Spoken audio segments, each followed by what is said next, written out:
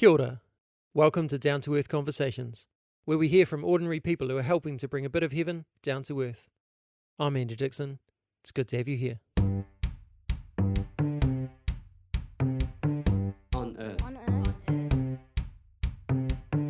On Earth. On Earth as it is in heaven. On Earth as it is. On Earth as it is in heaven. Down to Earth. Hello. Welcome to another episode of Down to Earth Conversations. It's great to be able to bring you another inspirational conversation today. Thanks for all the feedback on my recent blog post and on the last episode with Te Karere Whitiao Scarborough. A thread that ran through both of those was the idea of being okay with awkward spaces. Being okay to hear someone else's perspective and stay in the conversation, even when it's challenging. If you haven't had a chance to listen or read, you can find both of those at downtoearthconversations.com. Today is another interview that tackles some deep issues in our society. Hendry works in Tamaki Makaurau, Auckland, providing support to young people who are homeless or at risk of being homeless, trying to find them emergency accommodation and supporting them to get back on their feet. Now, I was actually blown away by some of what Aaron shared in this conversation about some of the systems that he has to work within, and by the stories that he shares that challenge many widely held assumptions about homelessness. For those not used to Te Reo Māori, a couple of words frequently used in the episode are mahi, meaning work, and rangatahi, meaning youth or young people.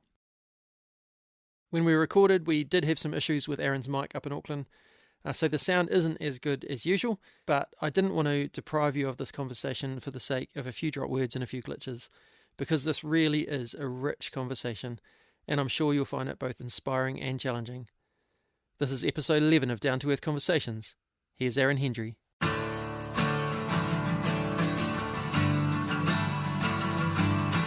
We have all been dealing with this for generations, and we've just been saying, well, this is just the way it is, but now we're saying, no, it doesn't have to be. And so it's definitely something that can be solved. It's something that we can fix. I heard someone say once that homelessness isn't an issue, it's a solution. It's a solution to communities which are not working, communities which are broken.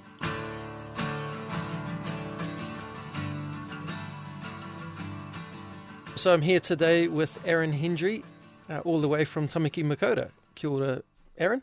Kia ora, bro. How you doing, man? Yeah, not too bad. Welcome to the podcast. Great to be on the show. As we start, why don't you just give us a little bit about who you are, your background, where you're from, and we'll kick into it from there. Cool, yeah. Like I said, my name's Aaron. I live with my wife, my little 2-year-old boy, and also got a little community here. So my friends Josh and Trinette as well. So I am a youth development worker. I'm working for Lifewise, which is an organisation that has roots in the Methodist Mission, and I lead a team that works in the youth homelessness space. So we support young people who are homeless, or at risk of homelessness, and we're trying to create some change in that space around providing care for our young people out rangatahi that are ending up out on the streets. Yeah. Cool. Was that something that you had anything to do with growing up, or like how did you get into that sort of work? Yeah, I mean that's probably a bit of a story. Where should I start? No, I didn't have any experiences around homelessness myself when I was a kid. I grew up in a whānau that was, quite a big family, 7 kids in our whānau, and mum and dad out on a little lifestyle block out in Riverhead Kiwi area, with my grandparents and uncles and aunties, so a little community out there basically. Nice. And I grew up in what was probably more like a conservative sort of Christian family. I guess one thing that went through my childhood that I really stood out for me was that in terms of the framework that I grew up with, I really saw something different in my mum, so she had a real strong love for people, and the way she practiced her faith was just really real, looking for the poor, the lost, the vulnerable. Yeah, cool. Those people that were in the margins, wherever there was someone, she was there loving them and caring for them. And it was really interesting because in some ways the theology that we grew up with maybe didn't always lead to that praxis, but there was this experience of who God was, which was a God of love that was there to serve and not to rule or have power over others. And so that was, I guess, sort of my start and sort of formation of seeing who God was in that, and my mum, really. So a bit of a mama's boy in that. But my journey into youth work, I guess it came through like meeting Jesus and having that love and passion, through that. And I started at Laidlaw. I studied at Laidlaw around like 2010, 2011. I remember we attended like quite a big church in Tamakini at the time. I remember just sitting there and thinking like, there's got to be more than what this is, People were passionate, but there wasn't a lot of like change that was coming with I guess, the beliefs. I remember sitting in church one day and thinking, like, the God I know is in the gutter. He's not like high up on the hilltop in the mountains where it seemed like the community I was a part of was sort of worshipping. And I remember going to Laidlaw with all those questions and starting to study theology. And I did my study in, I guess, a bit of a different way than some of my my mates, where like I was also really involved in a local church youth group. And in that youth group, it was quite different from what a lot of youth groups maybe get involved in. It wasn't sort of like the regular church kids that came down and we did Bible studies. It was a group of kids from our community who were going through some real hard stuff. And we'd get together, we'd have some kai, we'd have some fun. But then we'd sit in circles and just talk about what they were going through and what they were experiencing and what was going on for them. And so I'm like studying about God and all these big questions about who God is.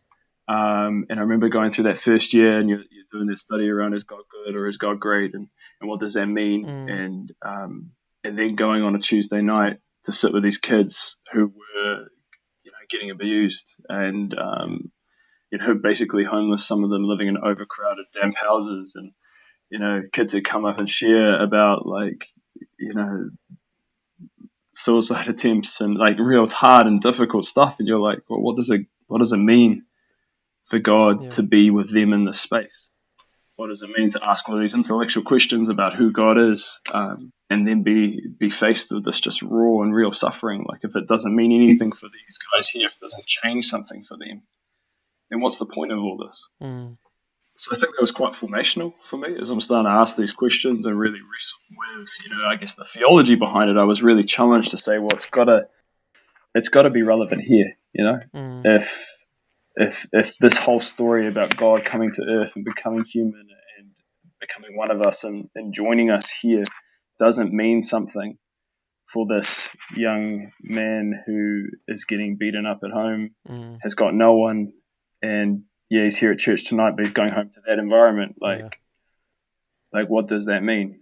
I guess out of that, I had a real passion for, doing more with our young people, and I started there in that local church context, but eventually found my way into a bit of a career with that. And wherever I went, the biggest issue that we were facing with young people, and I worked in various spaces after that with Tawananga, Aotearoa, for a period, where I was overseeing students, young people who sort of been failed from the schooling system, and they ended up in sort of these PTEs, these courses, doing sort of sports programs. And I was, I guess, the one youth worker on campus at the time. And same situation, young people in really toxic and just harmful environments, doing their best to survive. And, and homelessness was a massive part of it. A lot of our young people just didn't have safe or stable homes.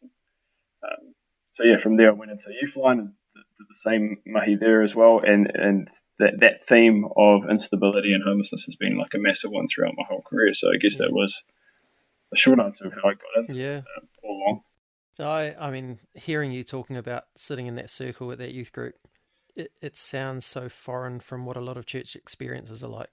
And yet it sounds so similar to what stories of Jesus are like. Yeah. Those were the sorts of people he was sitting with. I mean, he was sitting with the rich Pharisees and stuff as well, but, he was sitting with all of those people, and yet somehow we've managed to develop church cultures at times that don't represent that. So, I mean, great to hear that that your experience of that was in a church setting, was in that youth setting, because it's not always the case. So now you're at LifeWise, you're the team leader and youth development worker there. So what does that work look like? What do you guys do? What's the heart behind it? So what's it look like? So I lead a team of, I think we've got about 8 youth workers, 7 or 8 youth workers in our team at the moment. And we support young people 16 to 24 that have been homeless or at risk of homelessness. And a lot of the young people that we serve, they have experienced, I guess, immense trauma, some really, really hard stuff in their lives. And unfortunately, we as a nation haven't really done a good job of even considering the needs of our rangatahi. And especially like our 16, 17-year-olds, there's really no real provision for a young person if they become homeless at that age. The result, if that happens to, say, you think about kids that that are 16 or 17 that you love and care about, well, if something broke down in their families right now, they would have very few options. And if they didn't have a community around them, they'd end up in very dangerous situations where they were open to being manipulated and used and abused, or they'd end up on the street, sort of living rough, or in their car or on a bush. And so it's pretty bleak in terms of that. And then you have young people that have come through the care system. And a real question that I ask our young people when they come into our services is often like, how long have you been homeless? And the most common answer I receive is always. Wow. And so there's a lot of our young people that have never experienced that safety and stability that a lot of us just take for granted. When you look at statistics in 2013 census, it was estimated that over half the homeless population were young people, 16 to 25. Wow. And even knowing that, there's no real provision for their needs. And so there's just this huge gap. And so our work is we try to do what we can to connect with these young people and house them and do that journey, be that community that's willing to walk alongside them, that space to heal and to recover. You talked about this theology has to work in this kind of space. What's been some of the biggest changes in your theology as you've worked in these kind of spaces? Yeah, it's an interesting question. Like, because of my experience growing up, there's been, I guess you hear some people talking about, hey, like, I used to believe all this stuff and now I'm like totally radically, it's like a different God that I know. But because of my experience of who God was, like I said, that I had this experience of this God who was love. And a lot of the time when I was a kid, the theology that I had didn't match up with the God that I was experiencing, if that makes sense. Yeah, totally. And so I was always trying to figure out, even when I was at college, I was like, how do I make the God that I experience, how do I make sense of the stuff I don't understand? There's got to be an answer because God is God, who God is, right?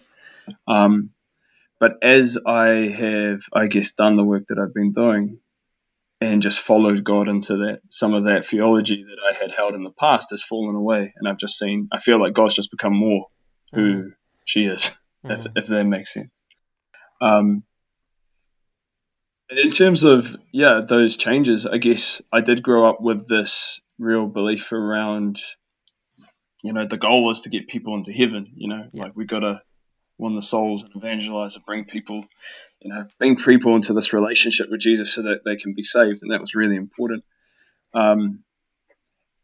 And I guess what I have come to believe is that the kingdom of God is far more than a reality that is for tomorrow. It is something that is to be experienced today.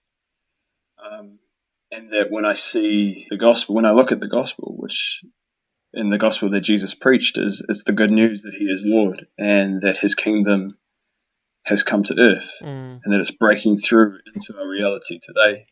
And so the question I have asked is, well, what does it mean for Jesus to be Lord?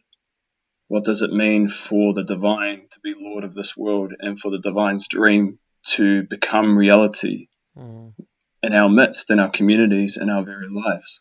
And that is the challenge that I think has led me on to say, well, if Jesus is my Lord, then how does that change the way I live and the way I interact with the world and the way I care for the vulnerable and the weak and order my life even? How do I prioritize my life? Yeah.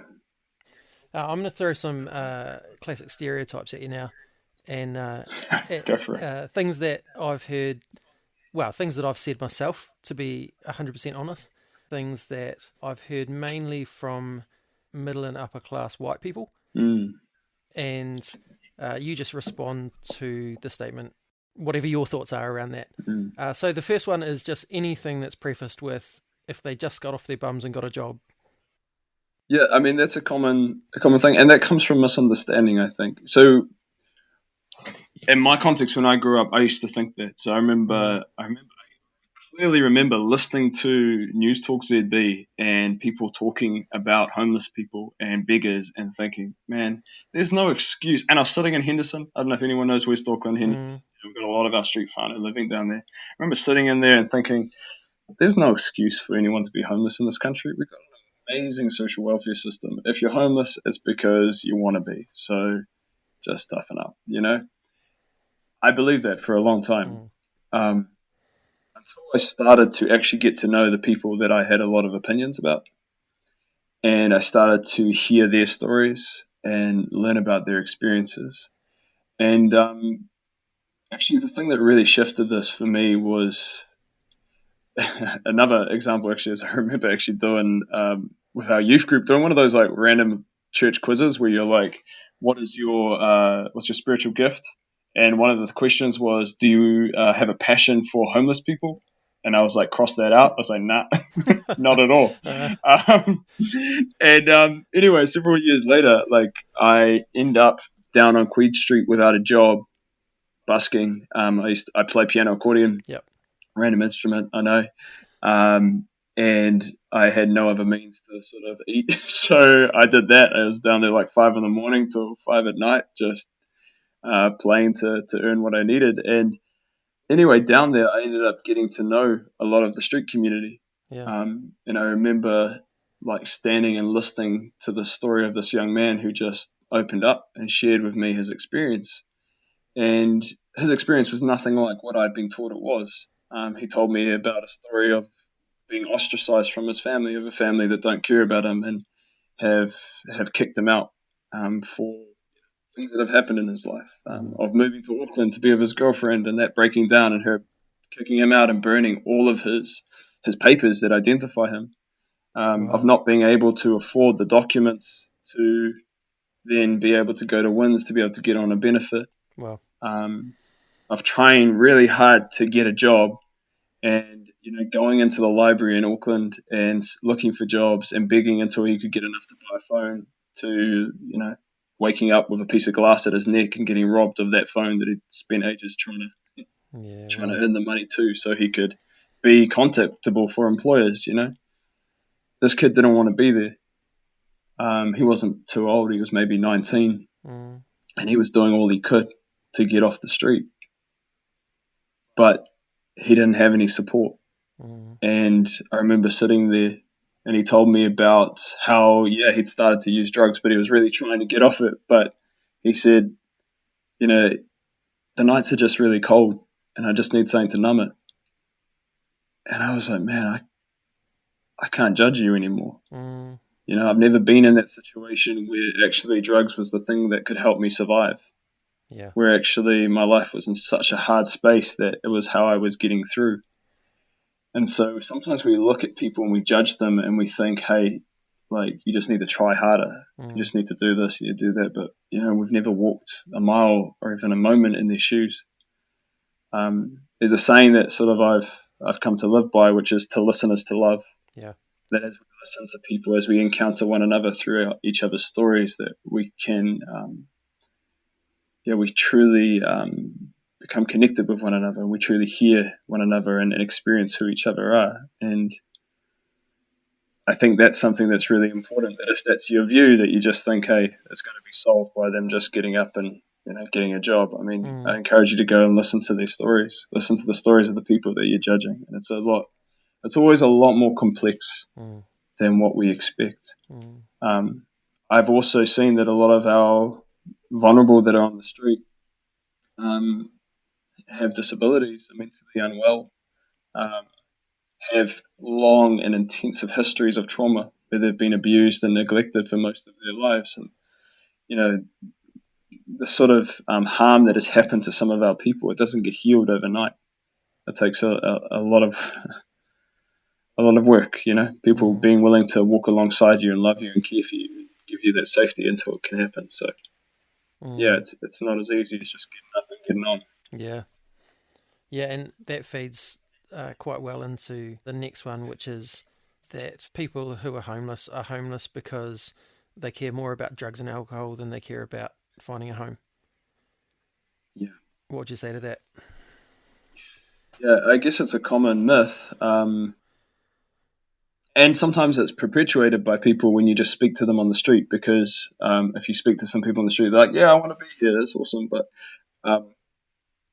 it's when you actually get to know people and sit with them and actually give them an option that's not the street, that's never the case. When we talk about choice, some people's choices aren't the same as others. For some people, living on the street is a choice between living at home where you're getting abused and neglected. Like another one of the young girls I met when I was first down there was a 16-year-old girl who had decided that the streets were safer than getting sexually abused at home, which is what was happening. And so she ran away, and she ends up living on the street. She ends up getting hooked in with meth because actually she needed protection, and the guy that was looking after her was also a meth head. So, she had... sometimes these things are more complex. Yeah. And then when we look at addiction, like, it's really important to look at what the drivers of addiction are. There's a real, and it's unfortunate that in the church often we don't have the understanding of this, and it's not everyone obviously, but just sort of the dominant Christian culture seems to quite support viewing addiction as a moral issue. We've got the legalization debate happening at the moment, and a lot of the conversation is, well, it's wrong, so it shouldn't be legalized. Now, it's complex, and we won't get into that, but addiction, the way I understand it, and the way a lot of health professionals understand it, is that it is a health issue, that there are always factors that lead to addiction, and that if you can treat the issues that are underneath, there's opportunity to heal and to recover. And I have known numerous young people who have been hooked on meth and synthetics, who once we've been able to provide them with safe and stable housing, and we've been willing to work through with them and walk alongside them, that as they've healed, they have gotten off that stuff. Yeah, cool. So it happens, but it doesn't happen when you're just sitting on when you're not, when you don't have safety, when you're still being traumatized, when you haven't been able to heal and recover. Like, addiction is always something that people use to cope with something else. Yeah. It's the same with all of us, like I manage my stress and the stuff that I go through eating way too much chocolate and drinking way too much coffee, I've had a different life experience, and that's the stuff that I use. We all have something in our lives. Unfortunately, for some people, the thing that they have found that has helped them survive and get through some really hard stuff can be really harmful and damaging to them. So it's not, I mean, you can't just say, actually, they need to get cleaned up so that they can then move on with life, find a home, find a job, because actually life has led them to a point where that seems like their best option. Yeah, and sometimes it's the way people are surviving. Yeah. It's what's getting them through. And I think it's really harsh to judge that when you're sitting in your nice, warm, comfy house and they're sitting on cold, hard concrete. And even that phrase there, like, their life has led them here. I think, in a way, we as a society and as a community have dropped them there. There are huge gaps in our society and in our community. And if people had access, I mean, there's so many channels into homelessness. One of them is obviously the care system. So we have young people that get uplifted due to a whole bunch of reasons and end up a life of transience and impermanence, where they're moving around for most of their lives. I just, and I have young people that have been moved like hundreds of times in their lives. Yeah. I spoke to a young girl the other day who said she's never unpacked her bag, ever. Wow. And so when we just don't provide for the needs of our people, and we allow them to be in such toxic and harmful environments, and then we judge them for the ways they're coping and surviving with that. I mean, that's pretty hypocritical. Yeah, and I guess the other thing with that is, like, in terms of mental health, like mental health services, we don't have a really great mental health system in New Zealand. And so a lot of that addiction could be dealt with if we had the right and appropriate care for people when they need it. So yeah, there's a lot of work to do, but just criminalizing people who use drugs doesn't solve anything. It doesn't change anything for people. Yeah. With your work, I guess you're looking at this and going, there's a broken system, but while that system exists, we need to get in and do something.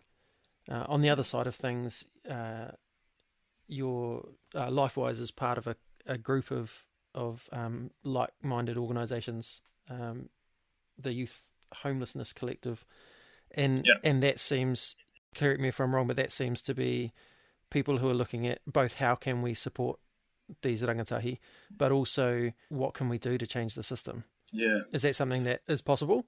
Yeah, I mean, so the Youth Homelessness Collective, which is Manake Rangatahi, is a group of NGOs that have come together, and community members have come together to say, actually, enough's enough. Like, this is something we can solve. Like, we have all been dealing with this for generations, but and we've just been saying, well, this is just the way it is. But now we're saying, no, it doesn't have to be. Yeah. And so it's definitely something can be solved. It's something that we can fix. And there's so many layers to this. In terms of what Manake Rangatahi is doing at the moment, we have launched a campaign to petition the government to take direct action on this issue, because there's some key things that they can do right now that will change things. One is that they need to provide support for young people that are 16, 17 plus for emergency accommodation, so that when you become homeless today, you actually have support.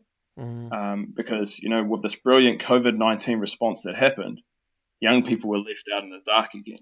And there was this huge gap where actually, if you were 16 and 17, you couldn't access a lot of the support that was on offer.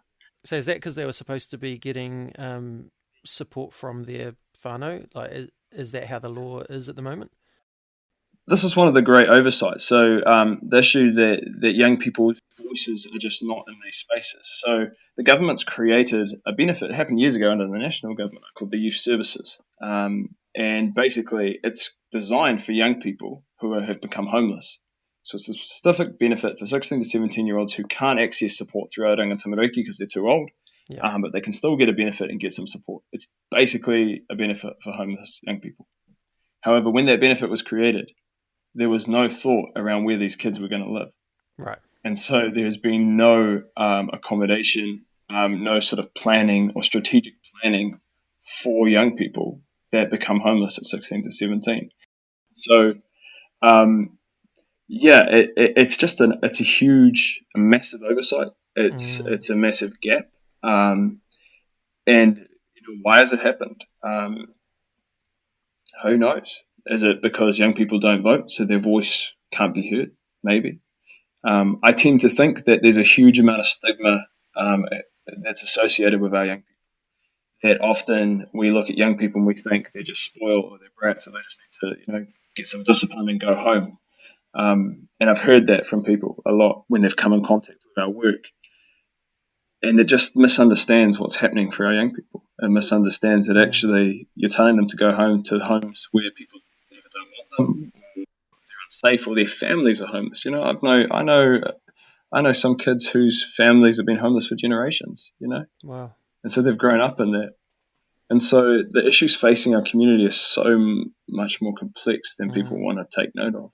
And so, it's something we can solve, but we have to have, one, the creative imagination to do it, and the commitment and the courage to make the change and the reforms that's necessary. And so that's what Manake Rangatahi is trying to do. We're trying to bring this issue to the top and say this can be solved. And so, the immediate access to emergency accommodation and transitional accommodation is one.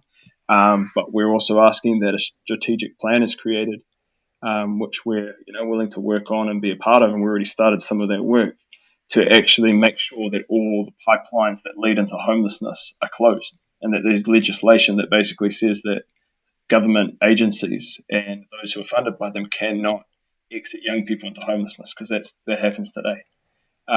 That we actually have to make sure that there is a provision for young people so that they're looked after and cared for. So yeah, that's sort of like just the policy and the government side that we're pushing for. But in terms of the community side, there's so much that all of us can do to start thinking about how we address this issue in our own communities.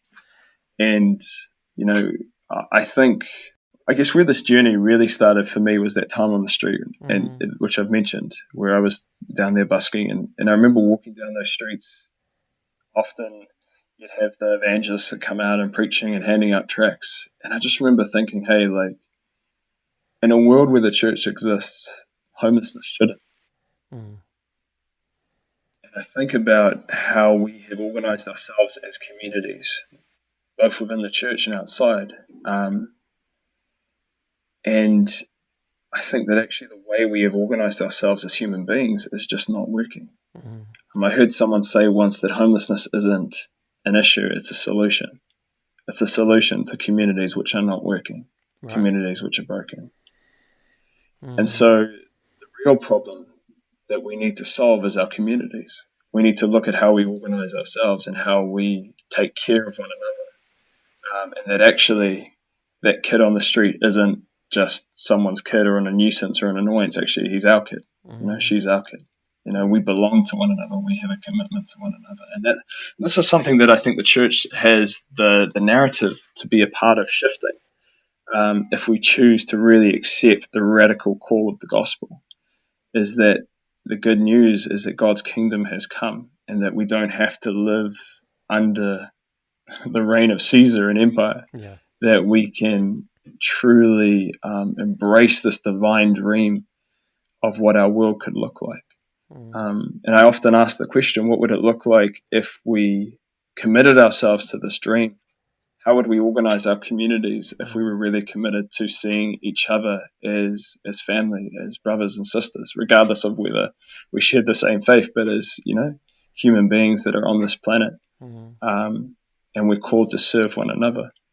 I often think of a great example for our time is to look back at that gospel story and see how our own communities really reflect the communities that existed back when Jesus was walking the earth. And if we look at that story, Jesus comes in to a world where Caesar is Lord, and he an empire is the dominant narrative.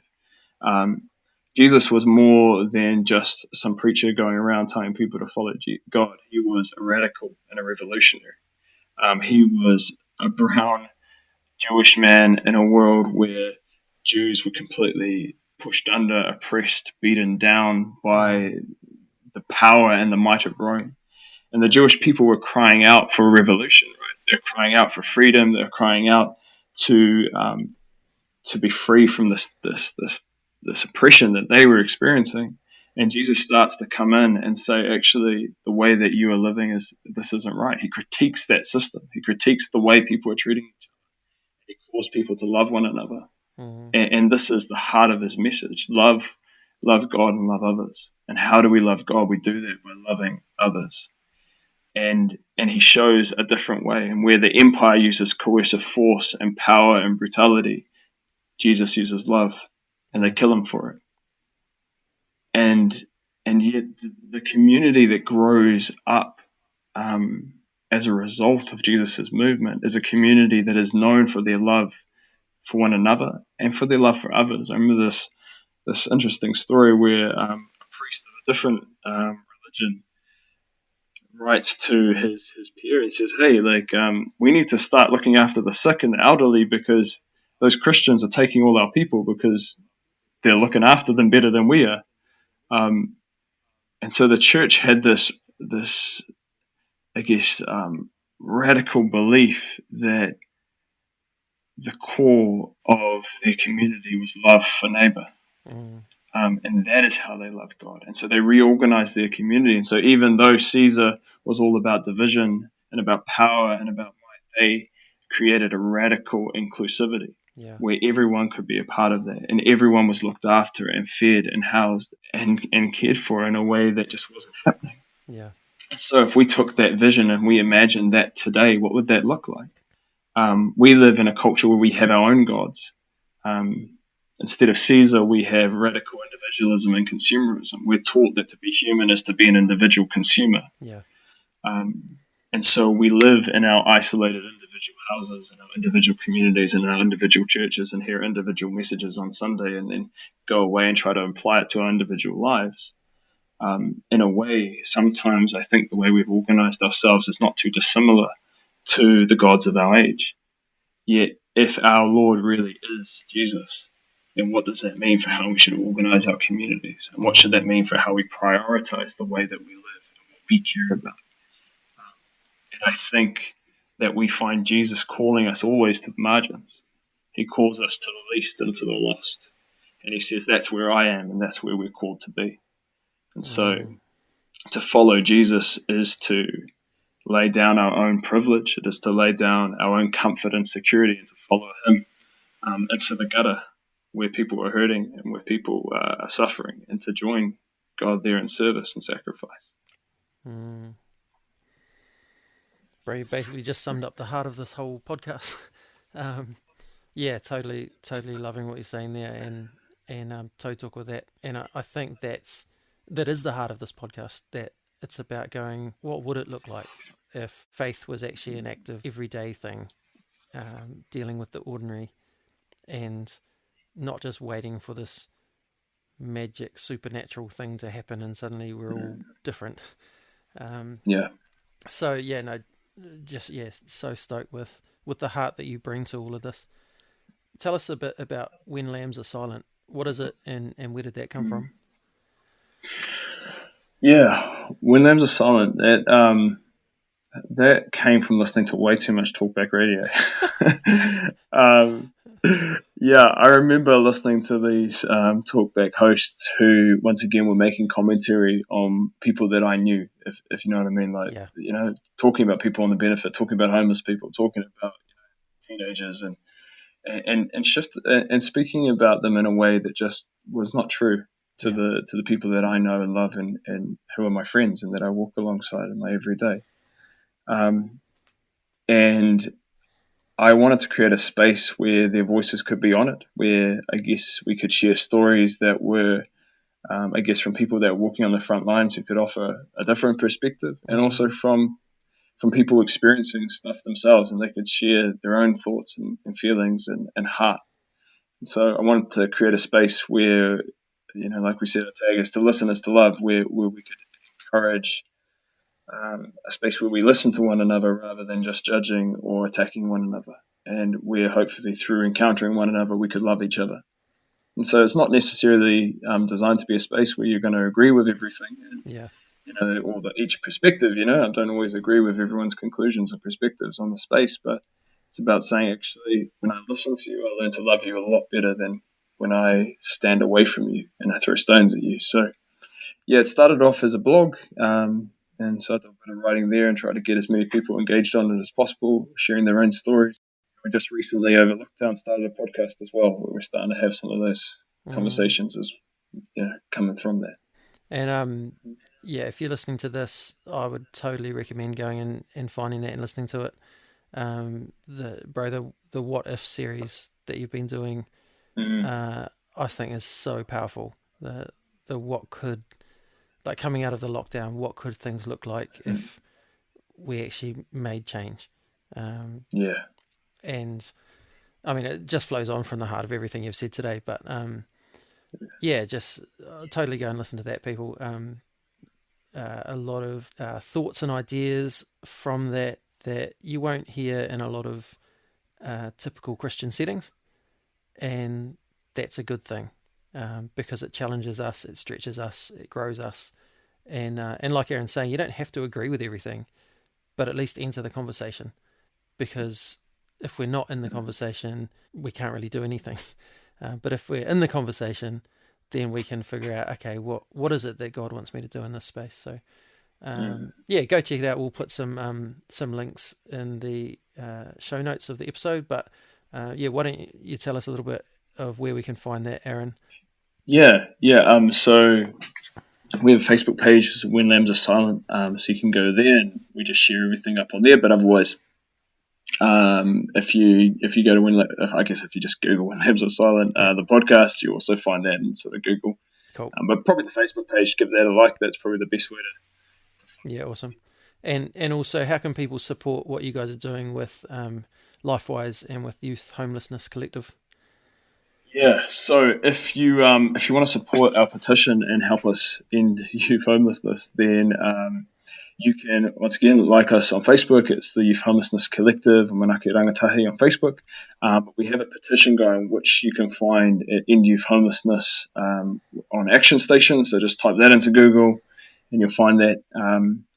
And yeah, if you can sign that petition, if you can share it, if you've got spaces, you can share it with your church community, or you've got spaces where you can share it around and get people talking about it, that'd be really helpful. I think we need to get a significant amount of people signing that so we can get a bit of attention from the government and actually push some change through. Basically, I guess like you're saying with that, what if we believe that these changes are possible, that actually we don't have to accept so much needless suffering of our people. We have a lot more power and autonomy in our communities than we realise, and sometimes we let that go too easily. Yeah. Yeah, and if you've been listening to this today going, man, I never knew all of this stuff. I never knew how hard it was for those 16, 17-year-olds or all of that kind of stuff. Well, now you know, go and sign the petition.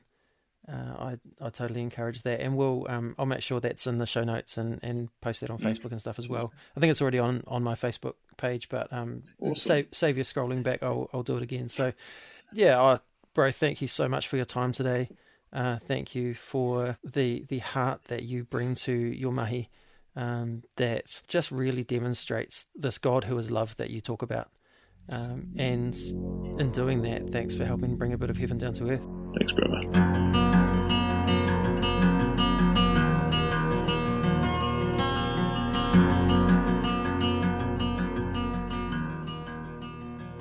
Man, so I don't know about you, but I learned a whole lot in that conversation. I had no idea of the gaps there were for young people who didn't have a home. And the stories that Aaron told, challenging many of those assumptions that we hear, or even things we might say, things that I have said about homelessness. It's another case of getting to know people and finding out things aren't as black and white as we've been led to believe. I love the way Aaron didn't debate concepts. He just told stories. Stories that quickly dismantled the questions without a whole lot of facts and figures to argue about. It's pretty hard to argue with somebody's story. Yet it seems he does know the facts and figures too.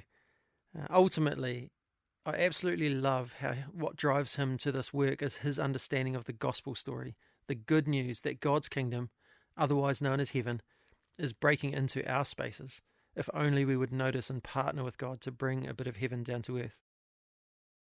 I'd really encourage you to head to the show notes for the link to the petition to end youth homelessness and go and sign it. It only takes a moment, but if we get enough momentum, then we can actually change systems that keep people down. Aaron totally believed that, and his belief has rubbed off on me a bit. So if this episode has spoken to you in any way, don't just think about stuff. Respond in some sort of action and help Aaron and his team to bring a bit of heaven down to earth for those rangatahi who currently find themselves in the system's deep cracks. So thank you, Aaron, for taking the time to chat and for all you do in your work, your blog, your podcast, and just your life in general to help to bring a bit of heaven down to earth. Thanks to Ignition Systems for their support. Thanks to those of you who have given to help me do this thing. And thanks to you for listening. Make sure you connect on Facebook or Instagram at downtoearth.conversations on both of those. And I'd love to hear from you about what has impacted you from any of the episodes that you've listened to. Next time we're going to do something just a little bit different.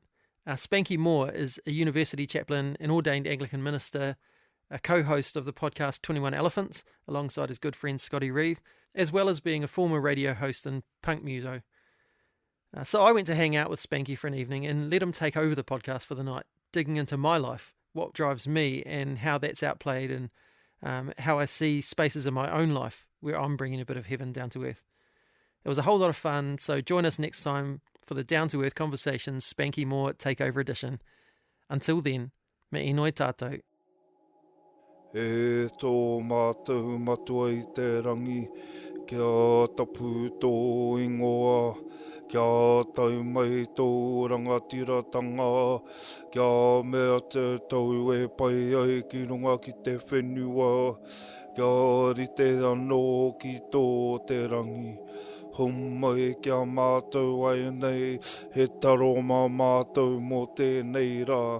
Muro mātou hara, me mātou hoki e muru nei i o te hunga, e hara ana kia mātou. Aua hoki mātou e kawia, kia whakawaia. Engari whakaorangi a mātou i te kino. Our Father in heaven, hallowed be your name. May your kingdom come. May your will be done on earth as it is in heaven. Give us today our daily bread. Forgive us our sins as we forgive those who sin against us. Lead us not into temptation, but deliver us from evil. For yours is the kingdom, the power, and the glory, forever and ever. Amen.